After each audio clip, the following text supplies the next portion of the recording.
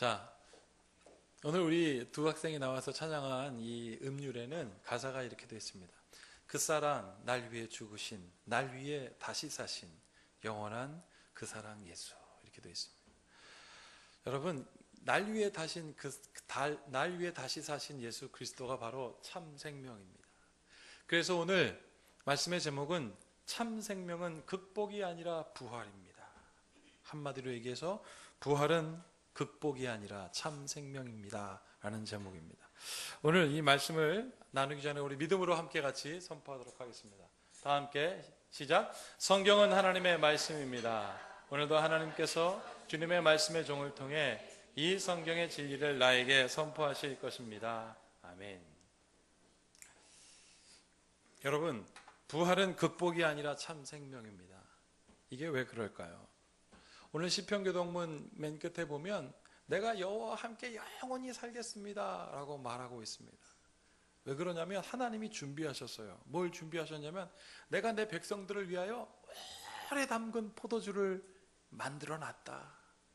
내가 내 백성들을 위하여 골수에 기름이 가득한 고기를 준비해 놨다. 여러분, 이 골수에 가득한 그 고기를 삶아 보십시오. 저만 좋아하십니까 지금? 여러분, 그 얼마나 기름진 것을 하나님께서 준비하셨는가를 이 사람들은 알았어요. 제가 부활절하면 기억나는 것은, 제가 어렸을 때 우리 아버님께서 장로교회에서 오랫동안 목회하시다가 은퇴하셨죠. 아버님의 목회를 40년 동안 봤습니다. 그러다가 근데 제가 초등학교 때 기억이에요. 그때 제가 초등학교 때 1970년 그리고 1980년 요 사이에는 한국교회에서 부활절 하면 여의도에 다 모였습니다. 혹시 여기 있는 분들 기억하시는지 모르겠어요. 여의도에 다 모였습니다. 부활절 전날 되면 여러분, 저희 어머니가 하얀색 한복을 그냥 풀을 발라가지고 그냥 눈물을 흘리시면서 막 때려요. 왜 그런 것만 저는 보이는지 모르겠어요. 목사가 되려고 그랬나 봐요. 그리고 새벽 2시쯤 되면 성도들이 교회에 막 이렇게 한두 사람씩 모이기 시작합니다. 2시, 3시쯤 되면 이제 부활절 여의도로 가야 되니까, 여러분 1970년대 후반 뭐 그때쯤 우리나라가 잘 살기나 했겠습니까? 여러분 잘 아시잖아요. 근데 그때 대절버스가 와요. 그냥 시내버스가 아니고. 그러면 우리 교회 대절버스가 오면 이 어린아이는 이야 버스가 온 거예요. 그럼 우리 어머니가 이제 뭐 애들 하얀 옷 다 입히시고 하얀색 소복을 입고, 그러면 청년들이 이제 부활절 예배 끝나면 밥 먹어야 되니까 교회에서 준비한 밥을 이렇게 낑낑거리고 버스 안으로 들어옵니다. 국도 갖고 들어와요. 그러면 버스 창문이 이끼로 쫙 하얘져요. 그럼 나는 그 이끼에다가 막 하트 그려, 막 하트 막 부활절 쓰고 막 그랬어요. 그러다가 이제 우리 어른들이 들어오기 시작합니다. 하얀색 이 한복을 입고 싹 한 사람씩 두 사람씩 그 버스에 쫙. 여러분, 제가 멋지게 얘기해서 하얀색 한복이지 소복이잖아요. 네? 싹 들어오면, 그리고 여의도 광장에 내리면 그건 장관입니다. 장관. 하얀색 한복을 입은 여인들이 또 남성들이 기뻐함으로 거기에 쫙 모여가지고 찬양합니다. 지금처럼 음향이나 좋았겠습니까? 그 사람들이 주님께 영광, 그러면 그 여의도가 진동하는 것 같아요. 이게 전 잊혀지지가 않습니다. 여러분, 그리고 여의도 광장에 그 많은 사람들이 모여서 울며 찬양하고 기뻐하고 쫙 빠져나가잖아요. 휴지가 한 장 남지 않았습니다. 사람들이 뭐라고 했겠습니까? 와, 기독교인들 다르구나. 저렇게 많은 사람들이 모여있다 할지라도 그렇게 은혜 가운데 찬양하고 노래하고 휴지 한 장이 안 남으니 사람들 마음이, 여러분, 그것 때문에도 감동이 있었습니다. 교회에 찾아가는 거예요. 부활절날 계란 때문에 교회에 찾아가는 게 아니에요. 성탄절날 선물 받을 때문에 교회에 찾아가는 게 아니에요. 사람들에게 그때만 해도 감동이 있었습니다. 여의도에 모이자 그러면 새벽부터 일찍까지 쫙 모여가지고 정말 기쁨으로 생명으로 노래했습니다. 지금은 그렇지 않아요. 지금은 교회 기독교인들이 모이면 걱정부터 합니다. 싸울까 봐. 왜 그랬을까요? 왜 그랬을까요? 우리가 생명을 찾기 이전에 뭔가 자꾸 극복해내려고 하기 때문에 그랬습니다. 여러분, 지금부터 제가 말씀드리는 걸 잘 기억해 보십시오. 지금으로부터 1982년 전, 지금으로부터 1982년 전 오늘 어떤 날이 있었냐면, 오늘은 2015년 4월 5일입니다. 지금으로부터 1982년 전 오늘 예수님께서 부활하셨습니다. 느낌이 달라요. 예수님께서 부활하셨습니다. 예수님께서 부활하셨대가 아니라 역사적으로 지금으로부터 1982년 전 오늘 예수님께서 부활하셨다는 이 기록을 딱 보니까 뭔가 달라요. 왜 1982년 전인 줄 아십니까? 예수님께서 태어나셔서 이 땅에 33년을 사셨습니다. 2015 빼기 33년 살고 부활하셨기 때문에 2015에서 33년을 빼면 예수님께서 부활하신 지 꼭 1982년 되었어요. 사랑하는 여러분, 그때 지금으로부터 1982년 전 바로 오늘 예수님께서 부활하셨습니다. 할렐루야. 그거를 여러분들은 아세요? 오늘 식목일입니다. 세상 사람들 나가서 저 들판에 가서 여러분 나무로 심고 꽃 심지만 나는 오늘 여러분들의 마음 가운데 생명인, 참 생명인 그리스도의 부활이 심어지는 오늘이 되기를 축복합니다. 옆 사람에게 얘기할까요? 참 생명이 당신에게 심겨질지어다. 시작. 참 생명이 당신에게 심겨질지어다. 아멘, 아멘. 이게 진짜 아멘, 아멘. 예수님께서 이렇게 부활하셨습니다. 1982년 전 오늘. 그런데요, 예수님께서 그렇게 부활하신 지 꼭 4년 뒤에, 예수님께서 부활하신 지 꼭 4년 뒤에 이스라엘에 아주 유력한 군인이 태어납니다. 이 사람이 얼마나 멋졌냐면요, 29살 때 군인 장교가 됩니다. 29살 때. 여러분, 29살이면 얼마나 꽃다운 나이입니까? 여기 있는 20살 청년들 보세요. 제가 보니까 정말 쇠를 씹어 먹어도 소화할 수 있겠더라고요. 예전에 어른들이 말한 말이 말이에요. 저도 어렸을 때 뷔페 가면 6그릇 먹었거든요. 근데 지금 청년들 보면 야, 나도 저랬지. 그냥 접시도 씹어 먹을 것 같아요. 이 사람이 29살 때 군인 장교가 됐습니다. 여러분, 꼭 그 날이 AD 66년입니다. 예수님께서 AD 33년에 부활 승천하셨습니다. 꼭 33년 뒤에 66년 되던 해 이스라엘 백성이 로마와 싸우기 시작했습니다. 이제 우리 더 이상 포로로 살지 않을래. 어떻게 이게 됐을까요? 예수님 부활 승천하신 다음에 삶이 변화된 거예요. 이스라엘의 무드가 달라졌습니다. 이젠 우리가 죽음의 삶이 아니라 생명의 삶이 되었다. 기독교인들을 통하여 변화가 오기 막 시작했습니다. 그러니까 이스라엘 백성이 안타까운 거 뭐냐? 그러면 우리가 이 생명을 가지고, 이 능력을 가지고 로마를 한번 우리가 점령해보자. 그게 기원 후 AD 66년에 있었던 일입니다. 33년에 예수님께서 부활 승천하셨는데 꼭 33년 만에 이 일이 일어났어요. 여러분, 이 숫자만으로도 의미가 있는 것 같습니다. 그때는 하나님이 부활 승천하셨고 33년 뒤에는 어떤 일이 있었냐면 우리가 한번 해보자 였던 거예요. 어떻게 됐을까요? 만약에 이스라엘이 그때 이겼다면 지금 역사의 판도가 달라졌을 것입니다. 그런데 패망하고 말았습니다. 이 유대인의 지도자 29살짜리 청년은 이스라엘의 패망을 보고 로마에 투항하게 됩니다. 그리고 이스라엘에 있는 모든 군사 기밀을 로마에 다 갖다 줬어요. 그러니까 로마의 황제가 기뻐했습니다. 그리고 이를 문필가로 키워냅니다. 그리고 이 사람에게 공부를 시킵니다. 협조했다 이거죠. 로마 시민권까지 줍니다.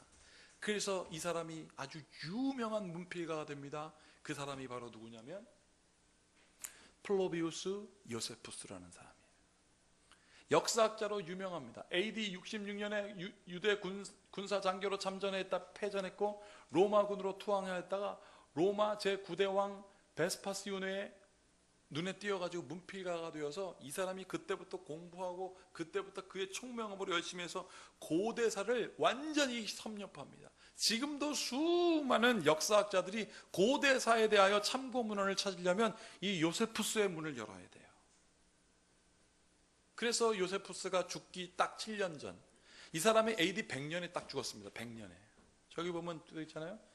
딱 1세기 사람입니다. 1세기를 살았던 사람인데 이 사람이 딱 죽기 7년 전에 유대 고대사라는 책을 쓰는데 거기서 예수님을 딱 2번 언급해요. 근데 거기서 이 사람이 그 지금까지도 고대사로 하면 요세푸스를 쫓아가지 못할 이 역사학자, 역사학자들은 과학자라고도 합니다. 왜? 증거를 찾아가기 때문에 그렇습니다. 이 요세푸스가 예수님에 대하여 이렇게 얘기했습니다. 이즈음해가 무엇이냐면, 내가 유대 고대사를 편찬하는 이즈음해입니다. 자, 이즈음해 굳이 그를 사람으로 부른다면 예수라고 하는 현자 한 사람이 살았는데, 예수는 놀라운 일을 행하였으며 그의 진리를 기쁘게 받아들이는 사람들의 선생님이 되었다. 그는 많은 유대인과 헬라인들 사이에 명성이 높았다. 그는 바로 그리스도였다. 구세주였다. 빌라도는 우리 유대인 중 고위층 사람들이 예수를 비판하는 소리를 듣고 그를 십자가에 처형하도록 명령했으나 처음부터 그를 따르던 사람들은 예수에 대한 애정을 버리지 않았다. 예수가 죽은 지 사흘째 되던 날 그는 다시 살아나 그들 앞에 나타났다. 이것은 하나님의 예언자들이 이미 예언했던 바, 예수에 대한 많은 불가사의한 일들 중에 하나였다. 오늘날에도 그를 따라 이름을 붙인 족속, 즉 그리스도인이라는 족속이 사라지지 않고 여전히 남아있다. 그는 그렇게 기록했습니다. 여러분, 이 책이 언제 나왔냐면 예수님 부활승천하신 지 70년 후에 나왔습니다. 이 사람이 지금 뭐라고 쓰는 줄 아세요? 맨 마지막 글자에 보면 제가 빨간색으로 줄여놨습니다. 오늘날에도 그리스도인이 여전히 남아있다. 70년 지났는데. 여러분, 이 사람은 70년이 굉장히 길게 느껴졌었어요. 여러분, 70년 얼마입니까? 생각해 보십시오. 70년이 지났는데도 보세요. 그의 이름을 따라 이름 붙인 족속, 즉 그리스도인이라는 족속이 사라지지 않고 여전히 남아있다 그랬습니다. 여러분, 그런데 보십시오. 70년 지났는데도 저 역사학자 요세푸스가 이렇게 평가했는데 1982년이나 지났습니다. 거의 2000년이나 지났는데 지금도 그리스도인들이 아직도 여전히 살아 있습니다. 바로 누굽니까? 여러분이에요. 어떻게 1982년이나 2000년이나 견뎌낼 수 있을까요? 참 생명이기 때문에 그렇습니다. 참 생명이기 때문에 2000년, 아니 주님 다시 오는 그날까지 예수님은 선포되고 증거될 것입니다. 여러분들 때문에 그렇습니다. 이게 너무 중요해요. 그래서 많은 사람들이 역사의 중심에, 아니 동양뿐만 아니라 서양까지도 역사의 중심에 예수 그리스도를 놓습니다. 그래서 우리가 이렇게 말하죠. Before Christ. 예수님 이전을 기원 전이라고 합니다. 기원 후는 뭐라고 하냐면 라틴어로 안노 도미네라고 합니다. 주께서 오신 뒤. 주님이 역사의 중심에 딱 되어서 기원 전과 기원 후로 나누고 있어요.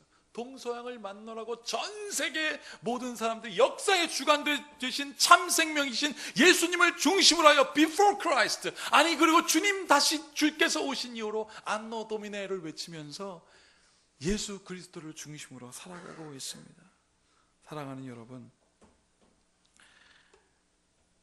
여러분들도 그 역사 가운데 그 생명이신 그리스도와 더불어 살고 있다는 사실을 잊지 마십시오.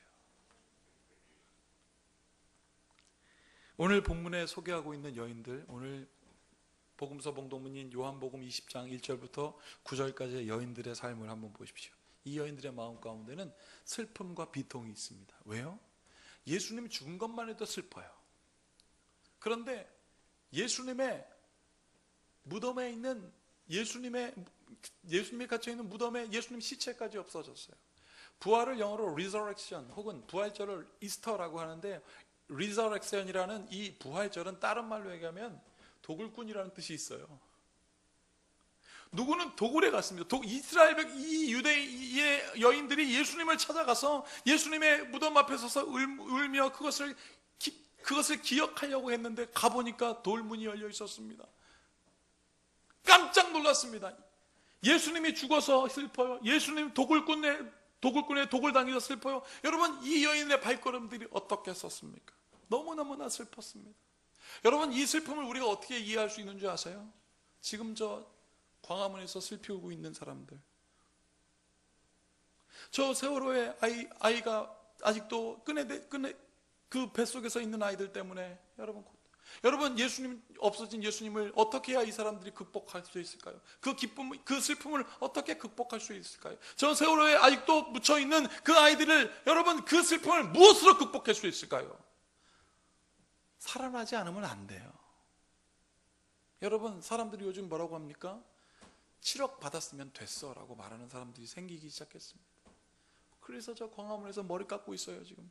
그 눈물의 의미를 보면서 7억 받았으면 됐지. 여러분 7억으로 극복될까요? 그 슬픔이 극복 안 됩니다.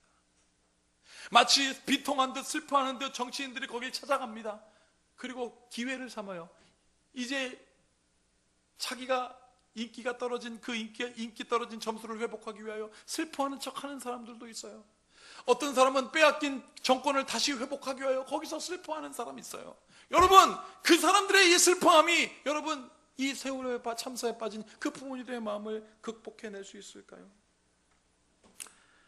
극복은요, 우리가 극복한다고 하면은요, 또 다른 극복할 게 보입니다. 그러면 극복이라는 것을 또 넘어가요. 그 가장 큰 대표적인 예가 뭔지 아십니까? 해보신 분들 계실지 모르겠는데 돌려막기. 빚졌죠? 돌려막아야 돼요. 이 카드에서 저것으로 극복하고 이것으로 저것으로 극복하면 또 극복해야 돼. 여러분 누군가가 우리에게 상처를 주잖아요? 그러면요 복수하고 싶어져요. 한동안 제가 파주에 살 때 우리 둘째 아들이 친구 신발 던졌다고 그 엄마가 우리 집에 찾아왔어요. 왜 자기 아들 신발 던지냐고 막 놓고 했어요. 야 신발 던졌다고. 그래서 뭐라고 하겠습니까? 제가 우리 아들 신발도 던져주세요. 할 수는 없잖아요. 그러니까 제가 그냥 우리 아들을 막 그냥 이렇게 꼴보면 왜 던졌어? 왜 던졌어? 그러니까 그 아줌마가 미안하면서 됐어요? 그러면서 가더라고요. 여러분 그렇게 한다고 그게 극복이 되겠습니까? 극복이 안 돼요. 눈에는 눈, 이에는 이 한다고 우리가 여러분 그렇게 해서 쟤는 살인했으니까 넌 죽어도 돼. 그런다고 여러분들의 마음이 극복되겠습니까? 그 극복은 복수심입니다. 배신감을 통한 복수심이 이거 극복 안 돼요. 인생이 행복하지 못하고 매일 전쟁 같은 이유로 전쟁 같은 삶을 사는 이유는 바로 극복 때문에 그렇습니다. 극복한다고 극복하는 게 극복이 아니에요. 어떤 한 여인이 어려서 잘 살다가 결혼하고 나서 남편이 떠난 다음에 처절하게 못 살게 됐습니다. 그런데 자기도 어려운데 자기 눈에 보육시설을 우연치 않게 갔는데 자기 눈에 어떤 남자아이가 딱 보이더래요. 근데 눈이 큰 게 눈만 보이더래요. 딴 건 안 보이고. 근데 그 딸이 엄마 우리 아들 하나 있으면 좋겠어. 엄마 쟤 우리 입양하자. 그래서 그 여인이 얘기합니다. 애를 낳는 방법에는 두 가지가 있습니다. 하나는 몸으로 낳는 방법, 하나는 가슴으로 낳는 방법. 이 아이는 내가 가슴으로 낳았습니다. 그 딸아이가 8살인데 엄마 걔가요 그 남자아이가 손이 하나가 없어요. 손이 태어날 때부터 발 2개가 없습니다. 그 아이를 입양해서 키웠어요. 여러분 그래서 로봇 다리를 만들어줬어요. 로봇 다리가 2짝에 2천만 원인데 5짝을 해줬대요. 그럼 1억입니다. 어려운 환경에. 그리고 이 아이가 자라나서 초등학교 5학년이 됐고 학교를 다니는데 아이들이 왕따를 시키는 거죠. 로봇 다리라고. 그러다 하루는 6학년 형들이 3명이 와가지고 걔를 엎어뜨려 놓고 망치로 그 다리를 막 때린 거예요. 얘는 로봇 다리니까 때려도 괜찮아. 여러분 그런데 그걸 어떻게 만든 거냐면 그 뼈에다가 심을 씹어놓고 다리하고 연결해 놓은 거예요. 그걸 때리니까 어떻게 됐습니까? 그 다리가 다 망가지면서 피가 막 난 거예요. 그 아이가 집에 이제 걸어갈 수가 없으니까 기어기어서 집에 가고 있는 모습을 이 엄마가 딱 본 거예요. 그걸 보자마자 그 엄마가 손에 망치가 없는데 그 3명이 자기 아들을 로봇 다리라고 때린 거 그걸 보고 자기 손에 망치가 있었으면 좋겠더라는 거 보복하고 싶어서 그리고 그리고 막 가는데 제가 하나님 어떻게 할까요? 하나님 어떻게 할까요? 그리고 막 그 아이들 따라갔답니다. 그 아이들 웬 아줌마가 오니까 쳐다봤겠죠. 그리고 딱 갔는데 그 앞에 하나님 어떻게 할까요? 그리고 딱 갔는데 그 아이들 앞에서 그 엄마 입에서 이 말이 딱 튀어나오더라는 거예요. 얘들아 햄버거 사줄까? 있을 수 있는 불가사의한 거예요. 얘들아 햄버거 사줄까? 얘들이 고마워. 햄버거 먹으러 갔어요. 그 엄마가 햄버거 막 사주다가 얘들아 사실 아줌마가 너희들 여기 왜 불렀는지 아니? 모르겠는데요. 네가 어떤 아이 다리 막 부서뜨렸잖아. 그거 아줌마가 봐서 그러지 말라고 불린 거야. 그러니까 아줌마 괜찮아요. 걔는 로봇 다리라 부서뜨려도 괜찮아요. 그러더래요. 그래서 그 엄마가 그래? 그 엄마한테 물병이 있었대요. 물병. 그래? 그게 괜찮아요. 그래도 이렇게 했대요. 물병을 가지고 확 그러니까 애들이 깜짝 놀라더래요. 얘들아 깜짝 놀랬지? 네, 깜짝 놀랐어요. 그 아이도 얼마나 깜짝 놀랐겠니? 그 아이가 아줌마 아들이란다. 너희들 내일 학교에서 걔 만나거든. 교문에 서 있다가 우리 아들한테 미안해 라고 좀 해줄래? 그랬대요. 얘들이 막 울더래요. 자기들을 안 혼내는 거잖아요. 막 울더래요. 그 다음날 걔들이 교문에 딱 서 있다가 자기 아들이 딱 오는데 걔 이름이 세진이거든요. 세진아 미안해. 이렇게 했으면 어떻게 좋겠어요. 딱 보더니 미안해. 미안해. 세 명이서 미안해 그러고 가더래요. 세진이가 엄마 쟤 미안하다고 그렇게밖에 못한다고. 그런데 여러분 놀라운 역설이 일어나기 시작했어요. 반전이 일어났어요. 5학년짜리 세진이를 6학년짜리 그 아이들이 졸업할 때까지 그 아이를 지켜주는 수호천사 역할을 하더래요. 여러분 그 엄마가 그렇게 고백했습니다. 내가 그 아이들에게 복수하려고, 그래서 이 아이의 슬픔을 극복해 주려고 엄마가 있다라고 해주고 싶었는데 하나님 때리고 싶어요, 하나님 복수하고 싶어요 라는 마음에 오히려 햄버거 사줄까 생명이 들어간 거예요. 사랑하는 여러분, 부활은 단순한 극복이 아닙니다. 부활은 생명이 심겨지는 거예요. 부활은 인격적인 만남인 거예요. 저희 아내가 학교에서 강의를 하는데 애들이 교수님 따르는데 아주 인기가 좋다고 그래요.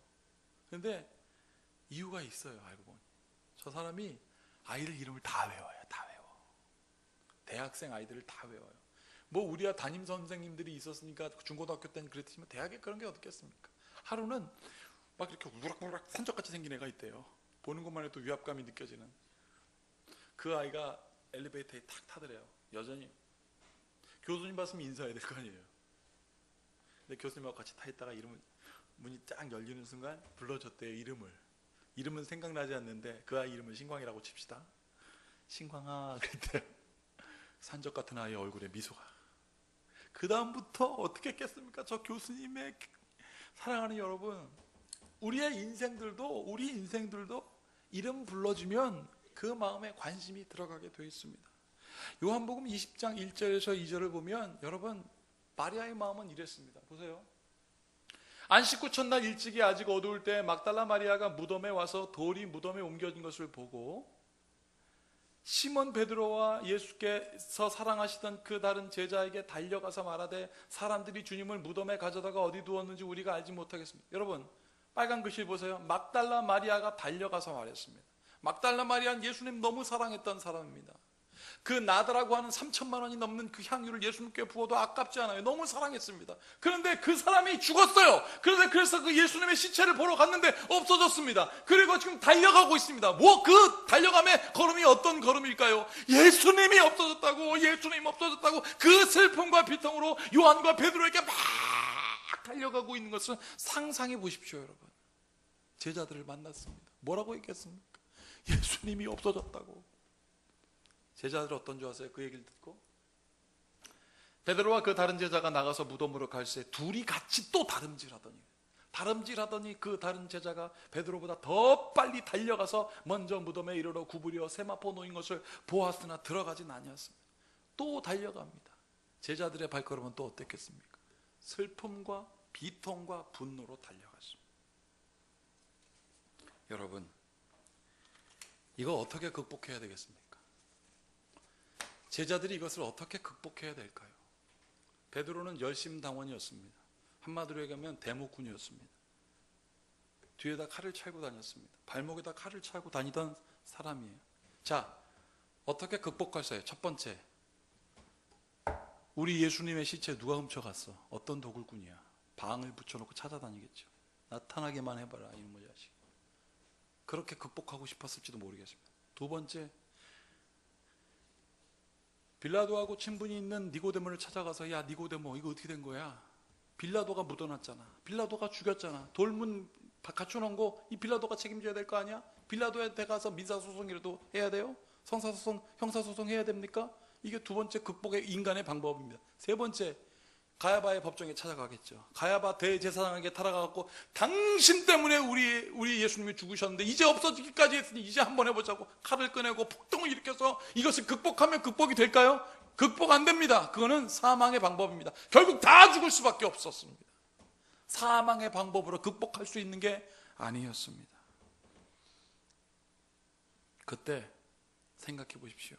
인생의 노력과 생각과 방법으로 그렇게 고민하던 순간 어떻게 하면 극복하고 또 극복하려고 했던 그 순간, 돌려막기 하고 복수하려고 했던 그 순간 예수님께서 부르십니다.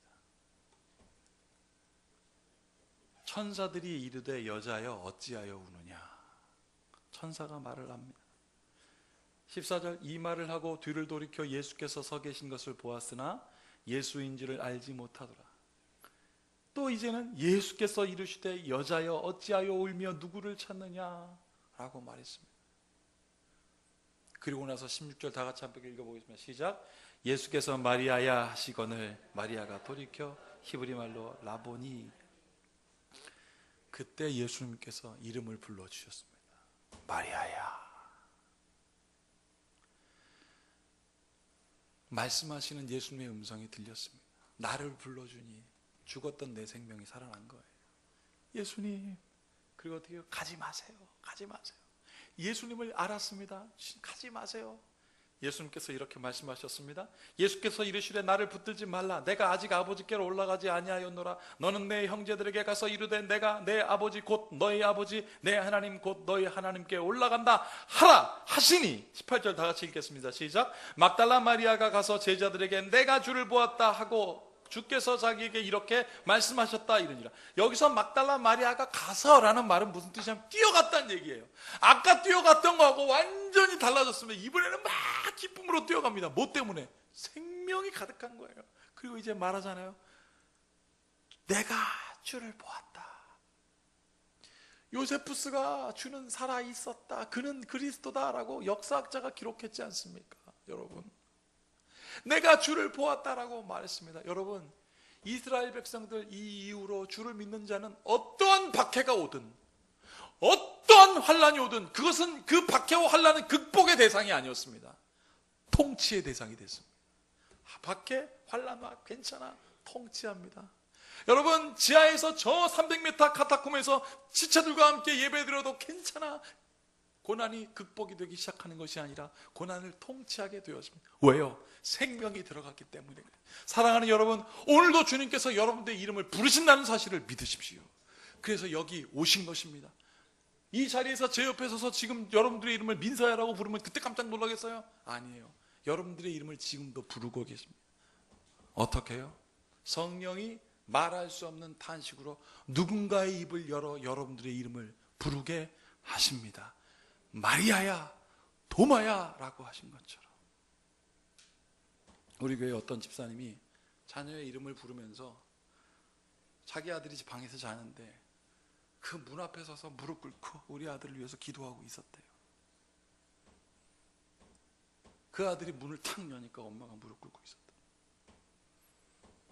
자기 아들에게 이름 불러가면서 그 이름 부름이 극복이겠습니까? 생명이겠습니까? 생명이신 그리스도께서 오늘 여러분들의 이름을 부르시고 계십니다.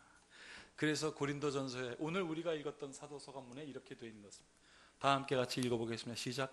만일 그리스도 안에서 우리가 바라는 것이 다만 이 세상의 사일 뿐이면 모든 사람 가운데 우리가 더욱 불쌍한 자입니다. 그러나 이제 그리스도께서 죽은 자 가운데서 다시 살아나사 잠자는 자들의 첫 열매가 되셨도다. 할렐루야. 세상의 삶처럼 살면 불쌍하다 그랬습니다. 창피한 정도가 아니다. 불쌍합니다. 그러나 그리스도께서 죽은 자 가운데서 다시 날아 잠자는 자들의 첫 열매가 되신 그 열매가, 그 은혜가 여러분들의 마음 가운데 있을지어다. 이 모든 지각에 뛰어나신 주님의 평강이 참 생명에 사로잡힌 바 되어 극복하는 삶이 아니라 생명으로 통치하는 여러분들 되기를 축복합니다. 기도하시겠습니다. 믿음의 주여 또 온전케 하신 예수님, 주님의 우리의 어려움에 필요가 되어서 하나님 이것만 지나가게 해주시옵소서 라고 고백하며 의지하는 당신이 아니라 우리의 모든 고난과 어려움을 통치해낼 수 있도록 생명으로 오신 주님, 그 하나님을 믿사오니 우리 성도들을 붙들어 주시어서 부활의 신앙으로 살게 하여 주시옵소서. 다른 것과 손잡고 다른 것과 의지하여 세상의 방법으로 부끄럽게 살지 말게 하시고 예수님의 이름으로 당당하게 고난을 통치해내고 환난을 이겨내며 여호와 하나님을 높이 찬양하는 주의 성도들 되게 하심을 믿고 예수님의 이름으로 축복하며 기도하옵나이다. 아멘.